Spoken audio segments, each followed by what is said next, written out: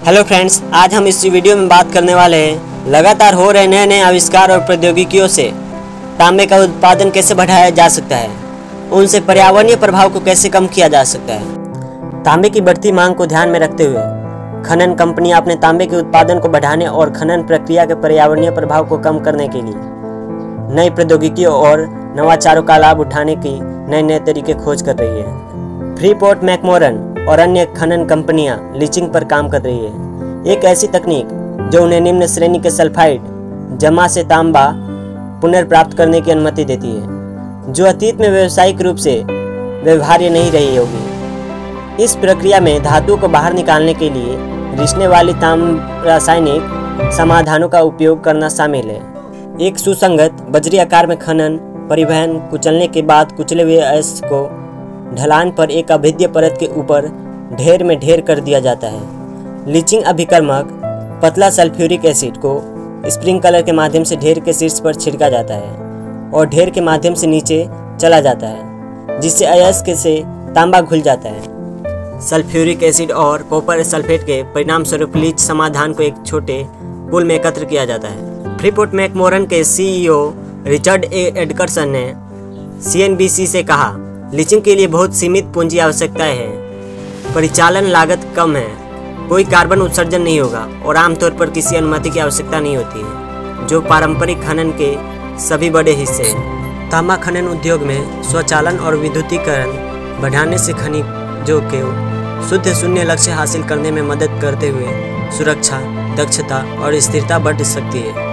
उदाहरण के लिए फ्रीपोर्ट मैकमोरन ने इंडोनेशिया में अपनी ग्रासबर्ग भूमिगत खदान में रोबोटिक्स पेश किया है और कैटरपिलर के साथ बड़े बैटरी इलेक्ट्रिक ट्रकों पर काम कर रहा है। ढोने वाले ट्रक पूरे दिन चलते हैं और बहुत अधिक डीजल का उपयोग करते हैं, जो पर्यावरण पर नकारात्मक प्रभाव डाल सकता है। फ्रीपोर्ट मैकमोरन अपने ढोने वाले ट्रकों में स्वायत्त प्रौद्योगिकी को एकीकृत करने के लिए एरिजोना में एक खुली खदान बगदाद ऑपरेशंस के साथ भी काम कर रहा है। इसमें ट्रकों को किसी व्यक्ति द्वारा स्वचालित करने के बजाय दूर से ही चलाया जा सकेगा। ट्रकों के अंदर हर समय एक इंसान को रखने के बजाय, जो खतरनाक हो सकता है, ट्रकों की निगरानी करने और यह सुनिश्चित करने के लिए कि वे अधिकतम दक्षता पर काम कर रहे हैं, एक इंसान को ऑपरेटिंग रूम के अंदर तैनात किया। खनन उद्योग भी विभिन्न प्रकार के अयस्कों के साथ काम करने के नए तरीके खोजने का प्रयास करके नवाचार कर रहे हैं। तांबे के खनन में आमतौर पर सल्फाइड युक्त अयस्क शामिल होते हैं और उनके खनन प्रक्रिया में खनन, सांद्रण, गलाना और शोधन शामिल होता है। सांद्रण और गलाने के चरण पर्यावरण पर नकारात्मक प्रभाव डालते हैं, क्योंकि उन्हें बहुत अधिक ऊर्जा की आवश्यकता होती है। फ्रीपोर्ट मैकमोरन वर्तमान में विभिन्न प्रकार के अयस्कों के साथ काम करके उद्योग को बदलने का प्रयास कर रहा है, जो गैर सल्फाइड असर, विलायक निष्कर्षण और इलेक्ट्रो माइनिंग है। इससे उन्हें प्रक्रिया के सांद्रता और गलाने के चरणों को खत्म करने, खनन प्रक्रिया के दौरान अपने कार्बन पदचिह्न को कम करने और भूमि के एक ही क्षेत्र से दोगुना तांबा प्राप्त करने की अनुमति मिलेगी। तांबे का खनन आमतौर पर दो तरीकों में से एक में किया जाता है, या तो कुचले हुए अयस्क को पानी और रसायनों के घोल में भिगोकर, जो लक्षित खनिजों को सतह पर तैरने देता है, या चट्टानों को एसिड में घोलकर, जिसे लीचिंग भी कहा जाता है, खनिजों को तैरने की अनुमति देता है।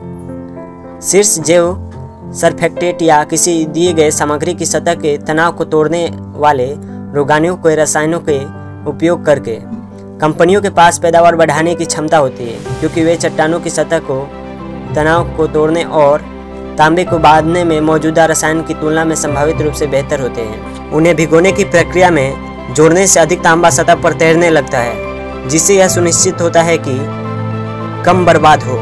लोकस किण्वन समाधान के अनुसार जैव सरफेक्टेंट तांबे की पैदावार को 7% तक बढ़ाते हैं और ऊर्जा बचाते हैं, क्योंकि कम चट्टान को कुचलने की आवश्यकता होती है।